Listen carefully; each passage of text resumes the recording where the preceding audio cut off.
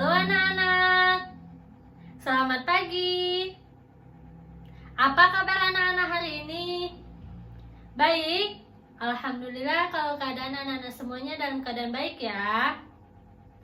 Nah, anak-anak, ada baiknya kita berdoa terlebih dahulu sebelum memulai pelajaran pada hari ini ya. Kita berdoa menurut agama dan kepercayaan kita masing-masing. Berdoa dimulai.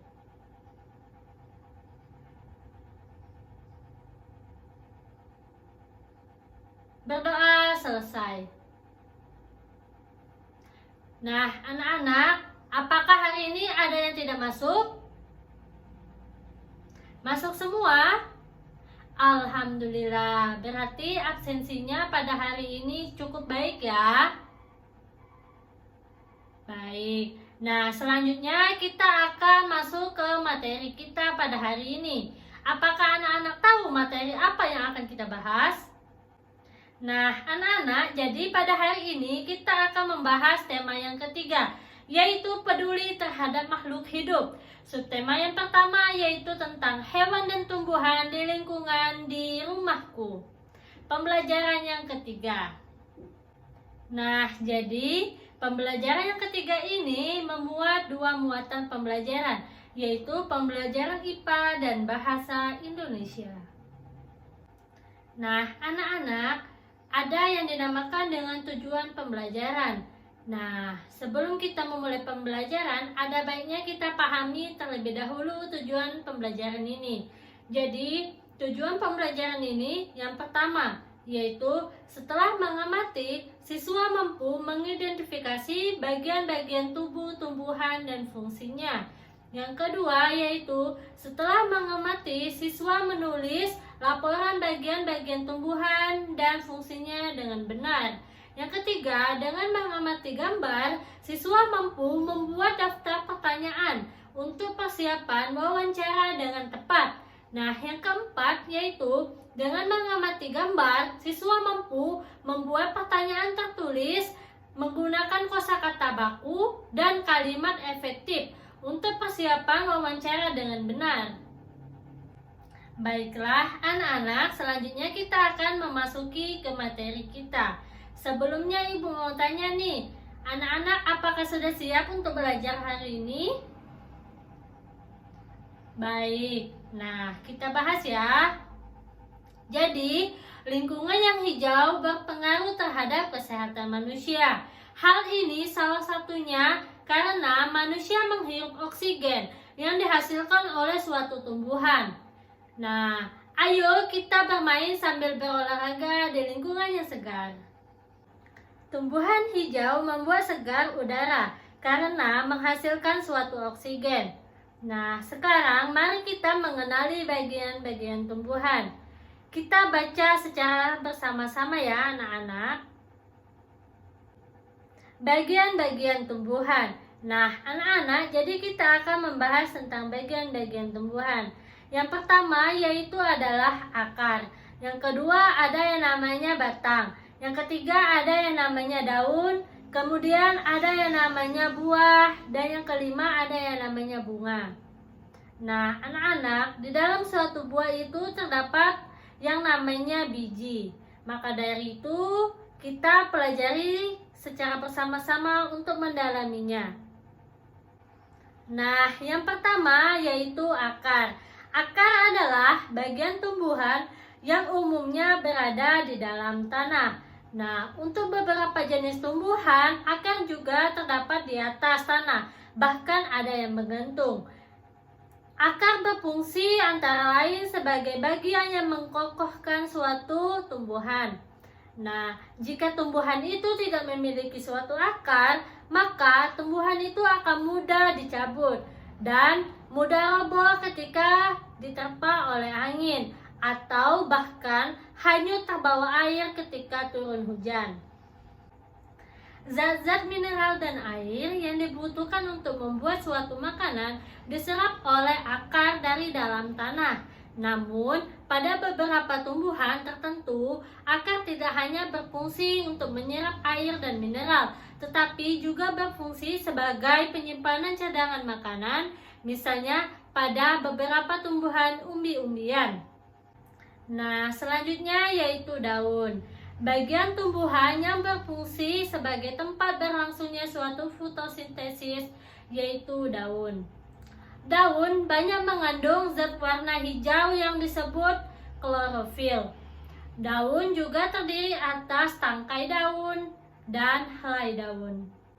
Selanjutnya adalah bunga.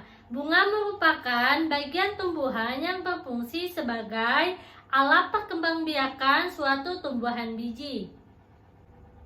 Selanjutnya yaitu batang.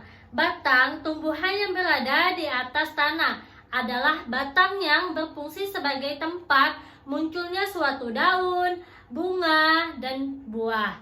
Batang juga berfungsi mengedarkan mineral dan air yang diserap oleh akar, serta zat makanan hasil fotosintesis ke seluruh bagian tumbuh-tumbuhan. Nah, selanjutnya yaitu adalah buah. Buah merupakan bagian tumbuhan yang berfungsi melindungi biji serta cadangan makanan buat biji berkecambah. Contohnya yaitu buah mangga dan buah apel. Buah terdiri atas daging buah dan biji. Bagian yang kita makan biasanya yaitu adalah daging buahnya. Selanjutnya yaitu adalah biji. Biji merupakan hasil dari pembuahan yang terjadi akibat penyerbukan antara serbuk sari dan sel telur pada putik. Jika biji ditanam akan tumbuh menjadi tumbuhan yang baru. Nah, biji memiliki suatu keping. Biji ada yang berkeping satu dan ada juga yang berkeping dua. Biji yang berkeping satu disebut monokotil dan biji yang berkeping dua disebut dikotil. Nah, anak-anak, agar kalian lebih paham dengan apa itu biji, silakan kalian pahami gambar di samping ini.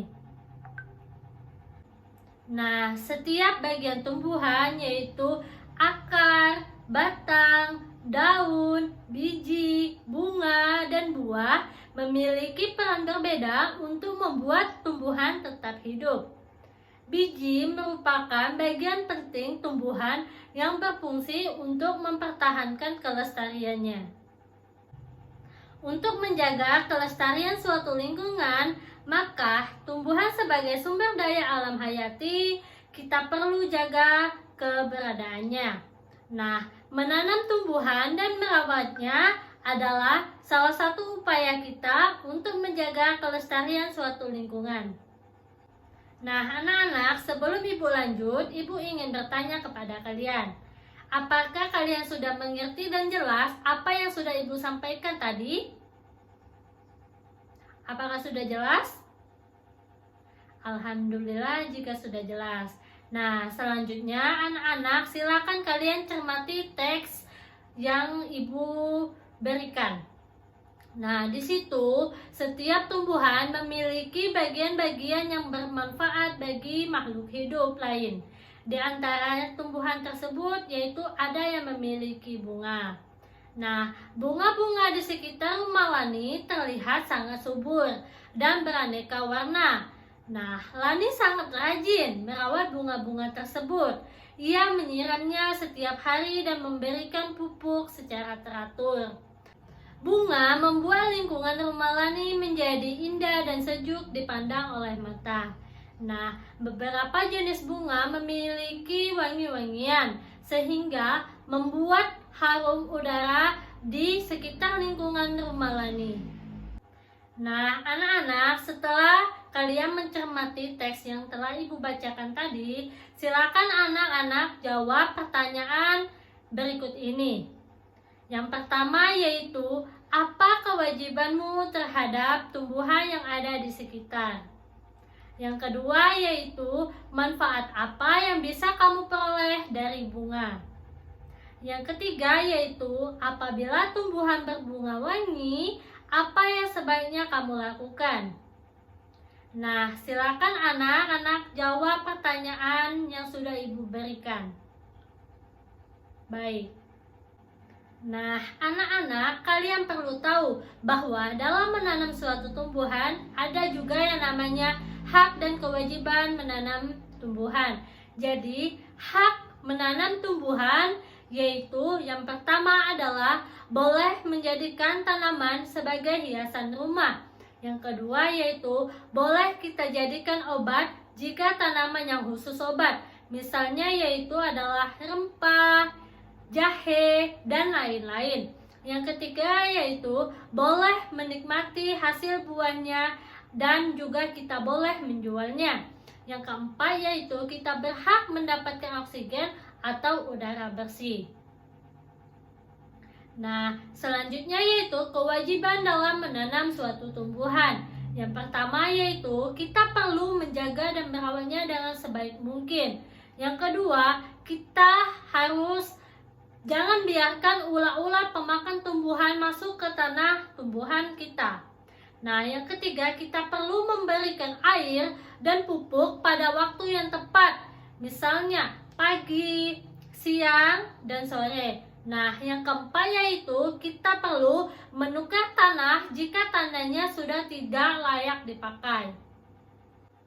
Nah, anak-anak, kita sudah berada di ujung pelajaran. Ibu mau tanya nih, apakah anak-anak semuanya sudah mengerti dan paham yang sudah ibu jelaskan semua dari awal hingga akhir? Alhamdulillah. Nah, baiklah, selanjutnya kita akan menutup pembelajaran pada hari ini. Sebelum kita menutup pembelajaran pada hari ini, kita berdoa terlebih dahulu. Baik, kita berdoa menurut agama dan kepercayaan kita masing-masing. Berdoa dimulai.